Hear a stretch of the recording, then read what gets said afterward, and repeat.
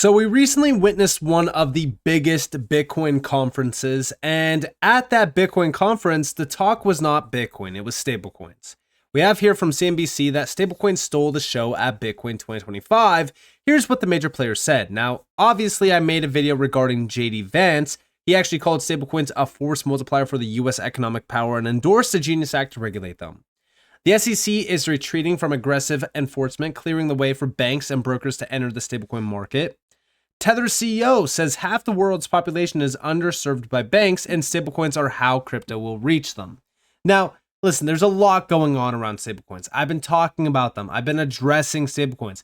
A lot of people are actually kind of worried about stablecoins. They're actually scared about stablecoins because they think that it completely defeats the purpose of these underlying assets like XRP or even XLM. And I think that that's just ridiculous. Now, I'll obviously talk about that here in a second, but we have here that we're streamlining payment rails for ensuring US dollar dominance or global dominance for decades to come. This is from Bo Hines. Now, on top of that, he added that stablecoin integration into the US financial system could unlock trillions of dollars in global demand for American debt. Those ambitions hinge on the passage of the Genius Act, the Senate bill that would establish the first comprehensive regulatory framework for stablecoin issuers. Cynthia Loomis told the Bitcoin 2025 crowd that the bill would move to a closer vote on Monday after weeks of negotiations with Democrats. We think we have a final deal. If we get that passed, this will be the first piece of digital asset legislation to pass the US Senate. It will make history. Now, are we going to see that done next week? Are we going to see that officially, pushed to, the green light on Monday? We don't know, right? It definitely could happen, but we'll have to see what happens, right? Number one. But on top of that, if we go down here to, the next quote here, we have stablecoin issuers will be purchasing U.S. treasuries at a period of time where that is incredibly essential. It enshrines the U.S. dollar in our dominant role as the world's reserve currency. And they do mention Tether, how they're the largest stablecoin issuer in the world, and they rank among the top buyers of U.S. treasuries globally. Beyond that, we also have crypto is all about individuals. He said, let's bring the value to them regarding stablecoins. And we do have just a few other quotes here as well around, how Wall Street banks want to launch, stablecoins as well, like JP Morgan, Bank of America, and Citi. Now, I don't think that big banks really matter. A lot of them do use closed loop systems, aka closed or private blockchain networks.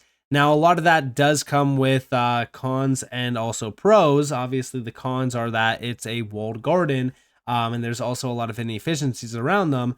The pros are, it's a lot more secure, and, they do have full control over it, and the big banks, definitely want that. But I do think that traditional, firms that are creating stablecoins and companies like Ripple will be more successful than any bank. And I think that simply comes down to the trust factor.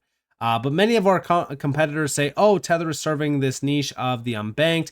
Half of the population of the world should not be called niche. So, yeah, I do think that we're going to start to see a lot more clarity and a lot more legislation supporting stablecoins going forward. But the big focus here is what it does for the US. Obviously, when we think about stablecoins, it's not just around the US dollar, but 1.1% of the US dollar supply is tokenized as stablecoins. This is where we do start to see all of money moving on chain. And it's also where I do think that we start to see trillions of dollars unlocked as well for a lot of these, networks. I think that we're going to start to see a lot of these networks grow significantly over stablecoin adoption and through stablecoin volume. Now, like I said in the beginning of this video, should we be concerned about this replacing XRP or any other assets and making them pretty much, useless? No, I don't think so at all. In fact, a lot of stablecoin use cases are supported by the underlying network and the gas token. In this case, it's the XRPL and XRP. So I'm not too concerned about that at all. I think that the underlying networks will start to see a lot more increased growth and value because of the adoption of stablecoins growing and becoming a much bigger piece of the financial system. But on top of that, we also have here that Ripple highlights RLUSD's role in expanding the $31.6 trillion cross-border payments market. Ripple has elaborated on fast expanding market of cross-border payments and its rising role in it. We have down here that it reveals in a recent cross-border payments guide that the Ripple blockchain behemoth revealed how its products XRP and RLUSD power in the Ripple payments network can improve the cross-border payment system in the near future. This market is predicted to reach $50 trillion volume within the next decade. Now, the market itself is valued at $156 trillion, predicted to be, I think, over $250 trillion by 2027. So it's a massive market, massive industry as well. And we have here that the document says that the payments market reached an impressive volume of $31.6 trillion in 2024. Now, that's just volume. That's not actual value, just volume that could easily be moved on chain through stablecoins, which is already happening. And we have down here that Ripple throws XRP and RLUSD on the payments table. Ripple Payments intends to make a great change in the global cross-border payments industry by using XRP and introducing the RLUSD stablecoin recently. Ripple removes all intermediaries from the payments process and eliminates the nostro-vostro system, settling payments on payments on brand new rails of blockchain. So again, this is a lot of volume and a lot of value. Now, is it going to be impacted immediately and overnight? No, but this just goes to show you what is out there and what could easily hit, the XRP ledger. But on top of that, we also have over here from Jungle Inc., trillions overnight flowing to RLUSD and XRP. Boom. And this is White House crypto czar says stablecoin bill will unlock trillions for US Treasury. And yes, this will unlock trillions. And it's also trillions of dollars that will go back into crypto. Why do I say that? Well, it's because this is all money that's immediately unlocked that allows the White House to tap into strategic crypto reserves, you name it. And XRP will definitely be a part of that, in my opinion, because of the tie back to RLUSD and also even the tie back to Ripple, a US-based company that has met with this, admin on multiple occasions, even prior to the election as well.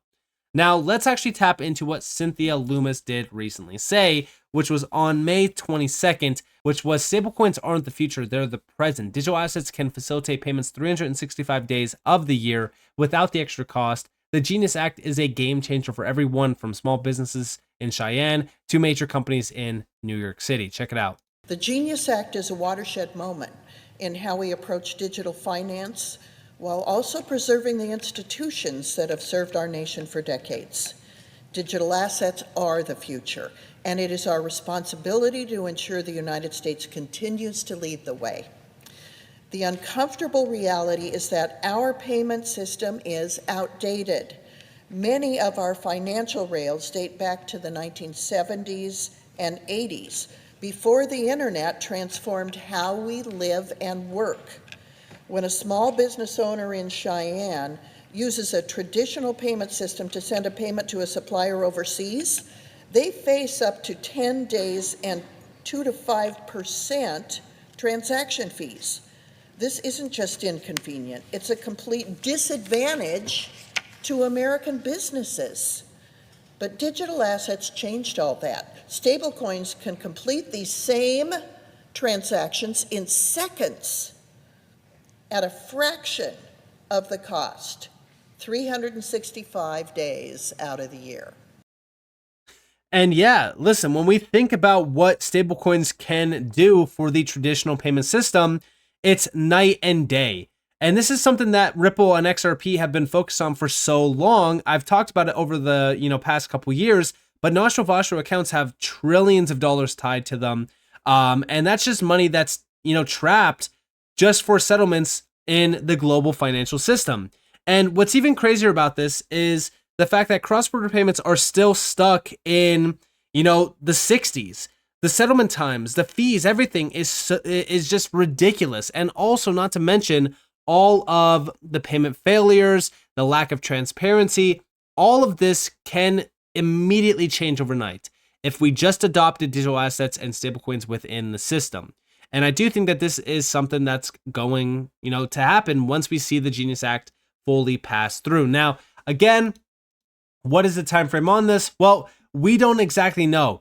We just know that this could very well happen very soon. Could it happen on Monday? It could definitely happen on Monday. Could it happen next week? It could definitely happen next week. We just don't know exactly when it's going to be fully passed through.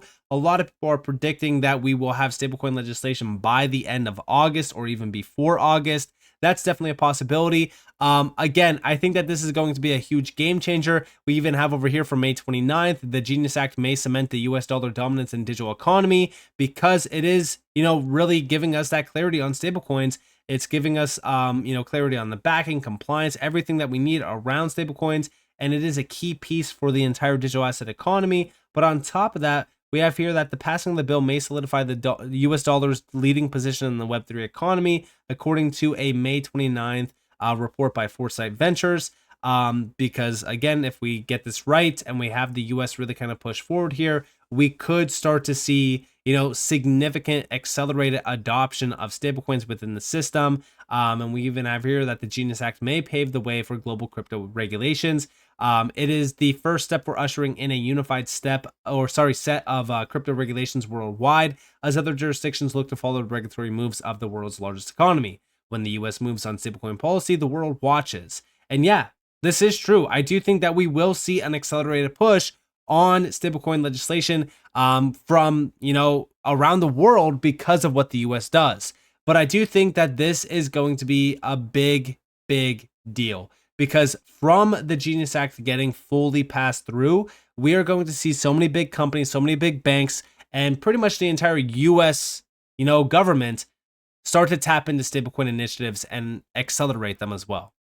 But we really look at RLUSD, right? Because RLUSD is starting to grow significantly. We have, as of the 22nd, RLUSD reserve funds 323 plus million. Total circulating RLUSD about 310 million. This number will grow significantly over the coming weeks and months going forward. But also, when we think about RLUSD, right? Stablecoins are going to be an everything thing, right? It's going to completely overshadow everything. And it's because, what stablecoins actually represent is simply digital money. This is the start of digital finance. This is the start of, fiat currencies moving on chain in a big way, ultimately becoming the next evolution of our financial system. And when we're thinking about this, we're thinking about what are going to be the successful ones. Is it going to be RLUSD? What sets RLUSD apart from the rest? Well, over here we have on CNBC, Circle doesn't fully comply. Tether is not even in the United States. It's outside the US. It wouldn't comply. So where does RLUSD stand here? Well, we're going to talk about that here in a second. Check this out. To create a dollar-backed stablecoin is an important strategic asset. Trump World Global? Well, they would have to comply with the new federal law. Right. And no one right now complies with the work that we've done in the House or Senate on a stablecoin act. Circle doesn't fully comply. Tether is not even in the United States. It's outside the U.S. It wouldn't comply. So if we have a high standard, the world will come to that high standard for enforcement and for definition. And, if the Trump coin can meet that definition, so be it. There'll be multiple competing stable coins, in my view. You see the headlines today that the large banks are thinking about collectively having a stable coin. It's a new payment rail in Web3 on a blockchain to compete with other payment methodologies. I don't view it as a store of value. I view it as debit cash, credit stablecoin, buy something institutionally or as a consumer. Do you see it as hopefully disinflationary, meaning that it should take cost out of the system? Oh my gosh, yeah. Well, blockchain generally, what attracts me to crypto is not crypto, not Bitcoin, but the operating system benefits of blockchain. I think it takes costs out of the system. I think for consumers, it creates accessibility. Look at the Benji, which is Franklin Templeton's money market account that's been tokenized. They can offer that at a higher rate and a lower dollar amount to customers because the cost has been taken out of the system. And yeah, listen, when we think about all of these stablecoins, what really separates all of them from the rest? Well, when it comes to RLUSD, it's the compliance side, it's the transparency side. Not to even mention, right? Like when we think about Ripple, they have all of these major licenses. The biggest one is from the New York Department of Financial Services. That sets Ripple apart from even Circle. It puts them in a completely different league. But also the advisory board. Look at the advisory board behind RLUSD. You have former chair of the FDIC and founding chair of the Systemic Risk Council. You also have players from the Federal Reserve Bank of Boston and even the former governor of the Reserve Bank of India tied to RLUSD. This is why I keep saying that I'm not worried about Circle. I'm not worried about Tether. Ripple is going to become a leader in the stablecoin market. And RLUSD is going to, at some point in time, have more capital tied to it than USDC, in my opinion. And I think that it really kind of comes back to, regulatory clarity and legislation around stablecoins to really accelerate this market in a big way and integrate RLUSD within the system. And I think that this is going to also make XRP and the XRPL extremely valuable because of the volume tied to it. Trillions of dollars are going to move on chain. It's going to make XRP worth trillions, in my opinion, as well. And it really all starts with this legislation. And this is to be expected by the end of the summer. Very exciting time that we are living in right now. I think XRP holders should be focused on this in a big way because stablecoins are a very big piece of this puzzle. And on top of that, it's just the beginning stage of what's to come as well. Because after stablecoins get adopted and they become a big, key piece, it actually unlocks every additional use case. Tokenization, institutional DeFi, you name it. So this is just the start. I'm very excited about what's to come. This Genius Act will make history, and we have to focus on this. We have to pay attention to it, and I'm very excited to see what happens next here. So with that being said, I hope you guys enjoyed this video. If you guys definitely have a like, subscribe, set notifications on because more free content. You guys are more than welcome to follow me on Twitter and join the free Discord in the description below. And with that being said, guys, Nick, thanks for watching. Peace out.